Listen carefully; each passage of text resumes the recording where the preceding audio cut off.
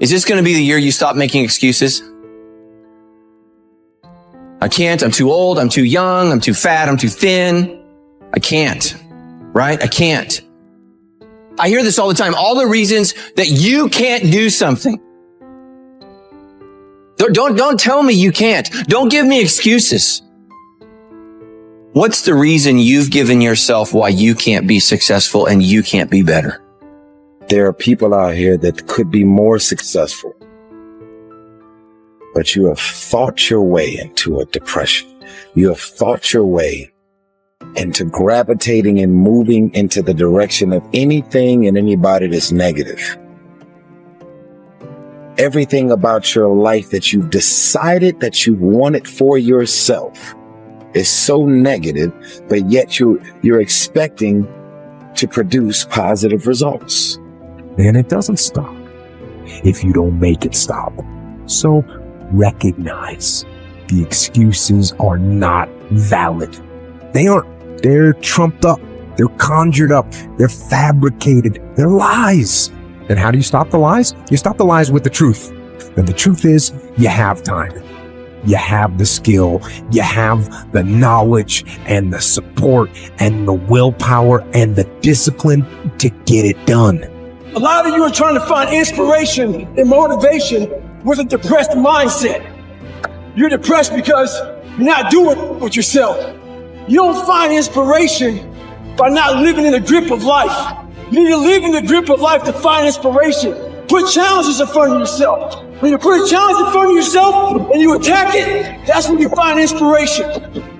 If you want all these things in life and you're just thinking that by some miracle of life it's going to magically happen, you've got to wake up. The only way to get what you want in life is to get to work and go and get it. To look at all your adversity and all the excuses square in the face and push yourself out of your comfort zone to achieve what you want. I'm not going to allow things that I have no control over to control me. The only way to go about doing the work is get raw and get intense, get angry and aggressive, and make it happen for yourself. These test days, guys, these are the days that test your qualities. They test your characters. They test who you think you are. They test your fortitude. They test your endurance, your discipline, your grit, your dedication, your determination, your mental toughness, your character. Everyone wants to feel like a winner. And feeling like a winner requires that you win. You get the feeling of the winner by completing a task 100. When you do this repeatedly, eventually you develop the habit of completing the tasks that you begin. When this habit of task completion locks in, your life will begin to improve in ways that you cannot today imagine. In psychology, the reverse is always true. The incomplete action is a major source of stress and anxiety. In fact, much of the unhappiness that people experience is because they have not been able to discipline themselves to follow through and complete an important task or responsibility. If you have ever had a major assignment that you have been putting off, you know what I am referring to.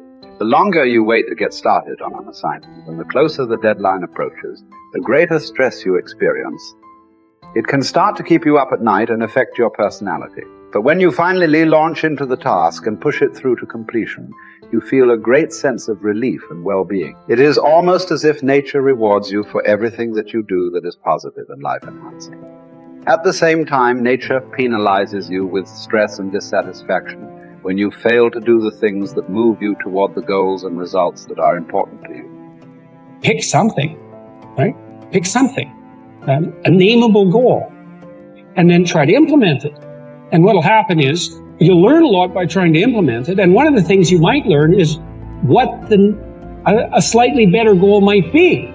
You know, because if you try something diligently and you succeed or you fail, you're going to learn from the effort expended in the detailed implementation of the goal. Is going to inform you. It'll also transform you physiologically. It does that at a very basic level, neurophysiological level. You will be slightly different as a consequence of the attempt. And what that'll mean is that the next goal you pick will be a little more suited to you. And so it's this kind of pathway, right? It's like maybe the goal you should be attaining is here, but you don't know that because you're clueless. And so you aim there.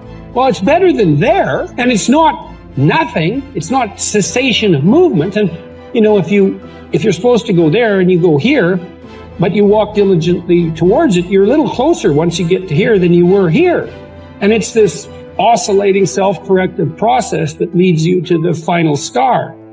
And you have to be willing to engage in erroneous experimentation to manage that, but it is a self-correcting process. And so one of the things I always talk to my clients about is, well, let's try something, you know, and we'll reserve to ourselves the right to alter our trajectory. And then I would use as a corrective there, because you might say, well, how do you know when you're not just giving up, right? Instead of thinking maybe you need a different goal. And I would say, well, you can, if you're really concerned about your proclivity for self-deception, you can enter into a contract with yourself that you won't replace any goal you've set with a goal that's easier. And so you can switch your goal, but it has to be a little harder so that you check yourself against that tendency to withdraw and avoid and be self-deceptive. And that works like a charm. And if you do that with some degree of diligence, your goals will get better and more attainable, and you'll get happier too, because you don't experience happiness except in relationship to a goal. And that's really worth knowing. You know, and that's another thing to think about too. If your life is meaningless while you're not pursuing a valued goal, I mean, you might be depressed too, and sometimes that can be like an illness, you know, something that is really wrong with you. But a good rule of thumb is that if you find no joy in life, there's a very low probability that you're pursuing a goal that you regard intrinsically, like in the depths of your temperament, as worthwhile. And that's technically true, because we do in fact experience most of the positive emotion, let's say, that's associated with emotions like joy. We experience that in relationship to a goal. So, well, then you want to find a goal that regulates your negative emotion and that brings you a certain amount of positive emotion and that expands your competence as you pursue it. And you will experience that as meaningful. That's really what meaning signals. Meaning signals you're doing all those things. You say, well, that's not real. It's like, don't listen to the semantic chatterbox so much, right? There's levels of you that are far wiser than that. And you can watch what happens to you instead of noticing what you think. The way that you develop courage and confidence is with knowledge and skill. Most fear and doubt arises out of ignorance and feelings of inadequacy of some kind.